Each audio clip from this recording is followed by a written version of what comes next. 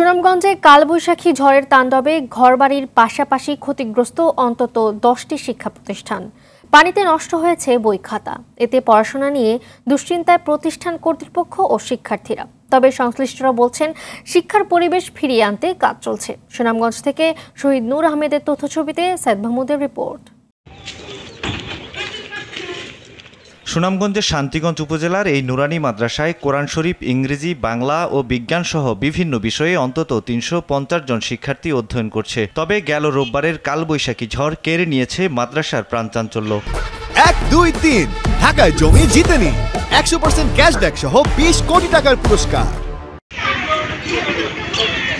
স্থানীয়রা জানান 10 মিনিটের সেই ঝড়ে সুনামগঞ্জ সদর ও শান্তিগঞ্জ উপজেলার প্রাথমিক, মাধ্যমিক, কিন্ডারগার্টেন, মাদ্রাসা এবং বেসরকারি সংস্থার অন্তত 10টি শিক্ষা প্রতিষ্ঠান ক্ষতিগ্রস্ত হয়েছে। আর আসবাবপত্র, বই, খাতা, কোরআন শরীফ, বিছনাপত্র, ছাত্রদের পাঞ্জাবি, উস্তাদের পাঞ্জাবি, মাদ্রাসার কম্পিউটার, প্রয়োজনীয় যা আছে সব আমাদের ক্ষতিগ্রস্ত হয়েছে। কিছু রাখার মতো কিছু নেই, বসার মতো কোনো কিছু নেই।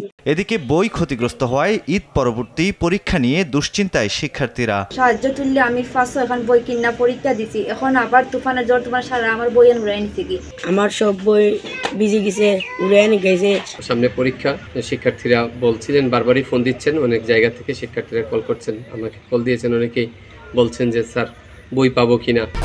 1, 2, 3 ঢাকায় জমি জিতে নিন 100% ক্যাশব্যাক সহ 20 কোটি টাকার পুরস্কার।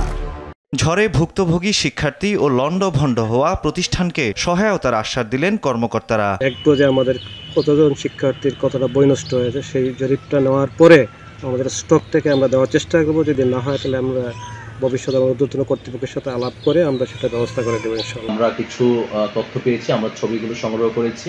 আমরা আসলে প্রায়োরিটি বেসিসে এই সকল স্কুলগুলো যাতে পুনরায় পুনঃস্থাপন করা যায় তার জন্য আমরা প্রয়োজনীয় ব্যবস্থা গ্রহণ করেছি। সাইদ মাহমুদ, RTV।